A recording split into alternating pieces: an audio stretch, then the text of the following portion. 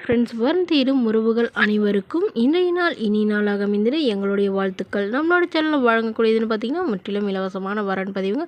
So இந்த பதிவில் கூட உங்களுக்கு மனதிற்கு பிடித்த வாழ்க்கை துணை அமையலாம். வாங்க இன்றைய இலவச வரன்களை பார்ப்போம். பெயர் சோபியா, வயது 36 வயது ஆகுதுங்க.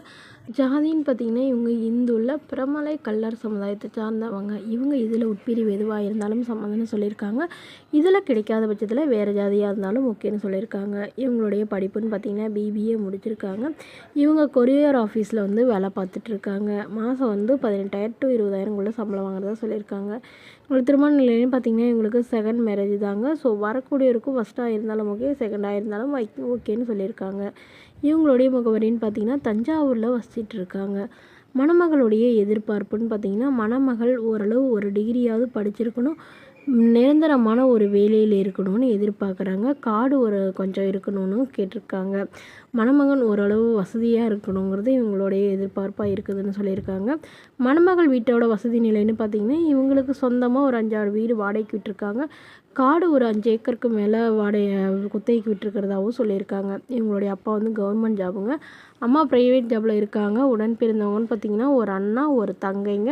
ஸோ எல்லாருக்கும் வந்து திருமணம் ஆயிடுச்சுன்னு சொல்லியிருக்காங்க. ஸோ இப்போ வரக்கூடிய இவங்களுடைய முதல் கணவர் வந்து இவங்களை விட்டுட்டு போயிட்டதுனால இவங்க ரொம்ப வருடமாக வெயிட் பண்ணிட்டு இருந்தவங்க அவர் எங்கே போனார்னே தெரியலங்கிறதுனால இப்போ மறுமணம் பண்ணுறதா சொல்லியிருக்காங்க. ஸோ எந்த ஜாதியாக இருந்தாலும் ஓகேங்க, என்னை நல்லபடியாக புரிஞ்சு அன்பாக பார்த்துக்கிட்டா மட்டும் போதும் தாங்க கேட்டிருக்காங்க. ஸோ இந்த மணமகளும் உங்களுக்கு பிடிச்சிருந்தா கீழே உள்ள வாட்ஸ்அப் நம்பரை தொடர்பு கொள்ளவும். அடுத்தவரன் பெயர் பார்த்தீங்கன்னா ராணி, வயது 43 வயது ஆகுதுங்க. ராசி கன்னி ராசிங்க. ஜாதின்னு பார்த்தீங்கன்னா இவங்க இந்து மதத்தை எந்த ஜாதியாக இருந்தாலும் ஓகேன்னு சொல்லியிருக்காங்க.